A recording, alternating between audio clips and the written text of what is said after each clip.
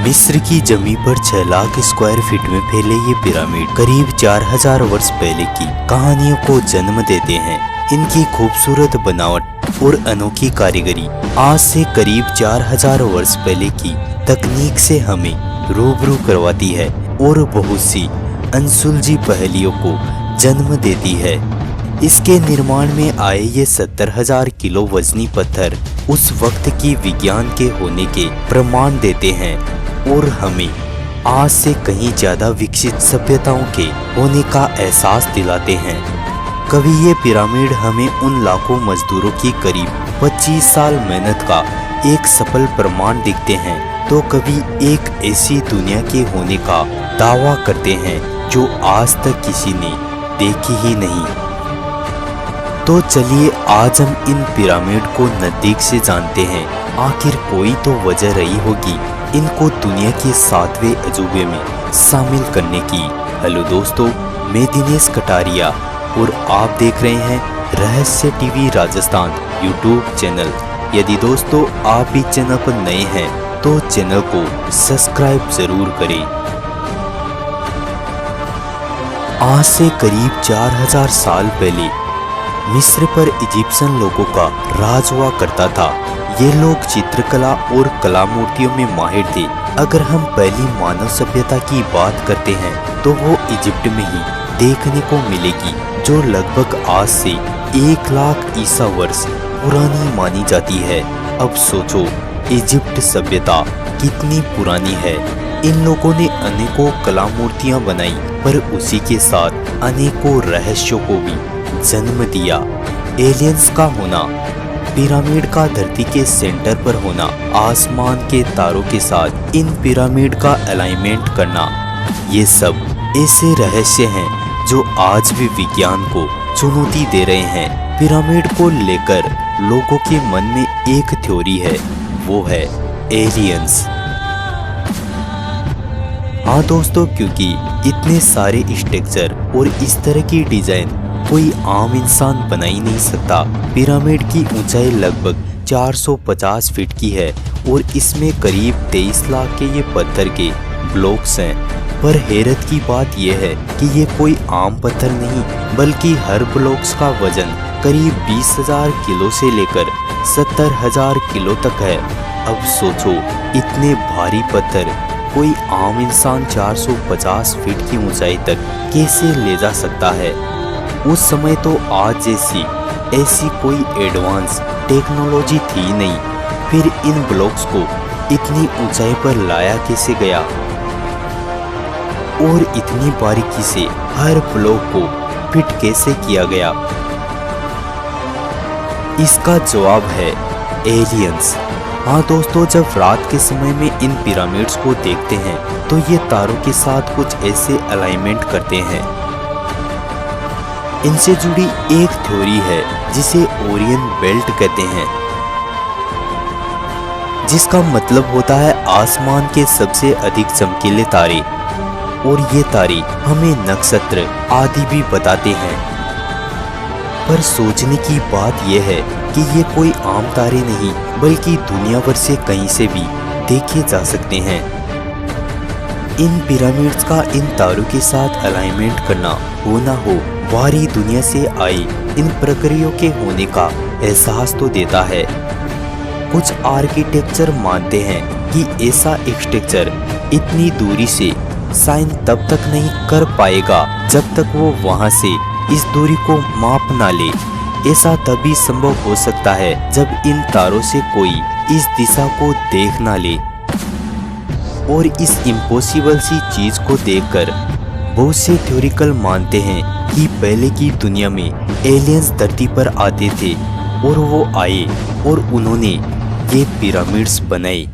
ये बात तो कोई नहीं जानता कि इन पिरामिड्स को इंसानों ने बनाया या फिर एलियंस ने, पर एक बात तो सच है, इन तारों का हो ना हो, कुछ ना कुछ तो कनेक्शन है इन पिरामिड्स के साथ। पिरामिड्स को अगर नजदीक से किसी ने देखा होगा तो मेरा यकीन मानो वो कई रातों तक सोया नहीं होगा। ये पिरामिड पूरे रहस्यों से भरे पड़े हैं। इन पिरामिड को जब एक्सप्लोर किया गया तो इनमें 3 चैम्बर मिले, यानी कि कमरे, ऊपरी और किंग चैम्बर और फिर क्वीन चैम्बर और फिर ये बेस चैम्बर। शुरुआत में लोगों को लगा कि इनमें राजा की मम्मी होगी, पर जब इनमें रिमोट रोबोट से देखा गया तो उनके हाथ ये बंद दरवाजा लगा। ये ऐसा दरवाजा था जिसे देखने पर लग रहा था कि ये लोग चाहते नहीं थे कि कोई इसमें प्रवेश करे। फिर जब इस दरवाजे में ड्रिल मशीन से तोड़कर अंदर कैमरा भेजा गया तो उनके हाथ ये पिक्चर लगा जो एक और चैम्बर था, यानी कि एक और कमरा। परंतु ये तो एक्सप्लोर किया गया चैम्बर था। सही से देखें तो ऐसे न जाने इसमें कितने चैम्बर होंगे जो अभी तक एक्सप्लोर किए ही नहीं गए। जब कैमरे को इस चैम्बर में भेजा गया तो कैमरा रहस्यमय रूप से खराब हो गया और फिर इजिप्ट की गवर्नमेंट ने आगे एक्सप्लोर करने से मना कर दिया। शायद इजिप्ट की गवर्नमेंट भी नहीं चाहती कोई इसे एक्सप्लोर करे और इसके रहस्य को जाने, क्योंकि ये सब जानते हैं कि ये पिरामिड्स एक डिजार्ट हैं जिसे दुनिया भर से लोग देखने आते हैं और गवर्नमेंट के लिए एक इनकम का सोर्स भी है। अब लोगों को लग रहा था कि इन बंद दरवाजों के पीछे किसी राजा या रानी की मम्मी होगी। हाँ दोस्तों, जब पहले के समय में कोई राजा मर जाता था तो उसके शरीर से नमी खत्म होने के बाद कई प्रकार के लोशन और तेल से मालिश की जाती थी। फिर पट्टियां लपेटकर एक संदूक में बंद कर दिया जाता था। ये काम पूरे 70 दिन तक चलता था। परंतु अब आप मुझसे ये पूछोगे कि यहाँ कितनी मम्मी मिली, तो मेरा जवाब होगा 0। हाँ, अभी तक यहाँ एक भी मम्मी नहीं मिली है। यदि यहाँ सही से देखो तो इन एक्सप्लोर किए गए चैम्बर में मम्मी टॉम मिले हैं, परंतु ये पूरे के पूरे खाली थे और ना इनके ऊपर कुछ लिखा हुआ था जो मम्मी को रखने के बाद अक्सर लिखा जाता है। इन सब से ये थ्योरी यही खत्म हो चुकी थी कि ये पिरामिड्स किसी राजा या रानी के लिए नहीं बनाए गई, तो फिर ये बनाए क्यों गए? कुछ थ्योरिस्ट मानते थे कि ये पिरामिड पावर प्लांट के लिए बनाए गए थे। जब पिरामिड को एक्सप्लोर किया गया तो यहाँ लाइमस्टोन के पत्थर और ग्रेनाइट के पत्थर मिले और सबसे ऊपरी हिस्से में प्योर गोल्ड मिला, जो इस बात की ओर इशारा करता है कि हो ना हो ये पावर प्लांट के लिए बनाया गया था। हाँ दोस्तों, गोल्ड अर्थ और अदर सोर्स को एब्जॉर्ब कर सकता है और उससे वो एक एनर्जी पैदा कर सकता है और एक स्टडीज में इस बात को प्रमाणित भी किया गया था। Pyramid standing in the middle of the earth. दोस्तों, अगर मैं आपसे कहूँ कि चलो अर्थ का सेंटर ढूंढते हैं तो आप कुछ इस तरह सोच में डूब जाओगे और अर्थ का मानचित्र देखने लग जाओगे। लेकिन मैं कहूँ ये पिरामिड्स बिल्कुल अर्थ के सेंटर पर खड़े हैं तो आपकी आंखें इस तरह हो जाएंगी। हाँ दोस्तों, ये पिरामिड बिल्कुल अर्थ के सेंटर पर हैं।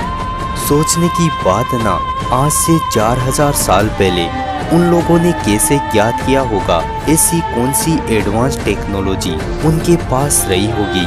उस समय तो लोगों को ये तक पता नहीं था कि अर्थ गोल है। फिर इन पिरामिड्स को अर्थ के बिल्कुल सेंटर में कैसे बनाया जा सका? हो सकता है ये महज इत्तेफाक हो, पर यह भी तो हो सकता है कि किसी ऐसी दुनिया ने बनाया हो जो आज से भी बहुत एडवांस रही होगी। इन पिरामिड्स को जब नजदीक से जाना तो पता चला कि इसमें मौजूद पत्थर कोई आम पत्थर नहीं। कुछ स्टडीज भी मानती है कि ये पत्थर लाइमस्टोन के बनाए गए थे, पर कुछ साइंटिस्ट कहते हैं कि ये पत्थर पूरे के पूरे लाइमस्टोन के थे ही नहीं, बल्कि इनको आज तक पता नहीं चल पाया एक्चुअली ये पत्थर बनाए किसके गए थे। और ऐसे पत्थर यदि आप अर्थ पर कहीं और ढूंढने जाओगे तो आपको कुछ भी हाथ नहीं लगेगा। सोचो उस समय ये पत्थर आए कहाँ से। और अजीब बात तो यह है कि उनका एक भी टुकड़ा यहाँ देखने को मिला ही नहीं। Pyramid inside natural AC. यदि आपको बहुत गर्मी का एहसास हो तो इन पिरामिड में ठहर सकते हो।